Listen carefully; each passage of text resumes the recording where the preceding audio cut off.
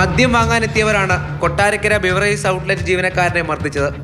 Beer കുപ്പി ഉപയോഗിച്ചാണ് ജീവനക്കാരന്റെ തലയ്ക്കടിച്ചത്. ഇന്നലെ രാത്രി 8:30-ഓടെ 2 പേർ കൊട്ടാരക്കര ബിവറേജസ് ഔട്ട്ലെറ്റിലേക്ക് എത്തുന്നു. ഹെൽമറ്റ് ധരിച്ചയാൾക്ക് മദ്യം നൽകിയത് എന്തിനെന്ന് കൗണ്ടറിലിരുന്ന ജീവനക്കാരോട് ഇവർ ചോദിക്കുന്നു. ശേഷം മൊബൈലിൽ ദൃശ്യങ്ങൾ പകർത്താൻ തുടങ്ങി. അതിനിടയിലാണ് ബിവറേജസ് ജീവനക്കാരൻ മൊബൈൽ ഫോൺ തട്ടി താഴെയിട്ടത്. തൊട്ടുപിന്നാലെ മൊബൈലിൽ ദൃശ്യങ്ങൾ പകർത്തിയവർ ജീവനക്കാരനെ മർദ്ദിച്ചു.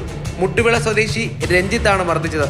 മർദ്ദിച്ചയാളെ തടഞ്ഞുവെക്കാൻ ബിവറേജസ് ഔട്ട്ലെറ്റ് ജീവനക്കാർ ശ്രമിച്ചെങ്കിലും കതക് തല്ലിപ്പൊളിച്ച് പുറത്തേക്ക് പോയി. മർദ്ദനത്തിൽ ബിവറേജസ് ഔട്ട്ലെറ്റ് മാനേജർ ബേസിലിന് തലയ്ക്ക് പരിക്കേറ്റിട്ടുണ്ട്.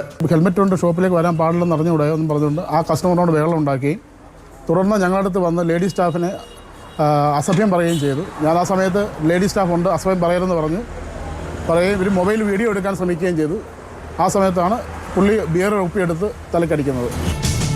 അതിക്രമത്തിൽ പോലീസ് അന്വേഷണം തുടരുകയാണ്.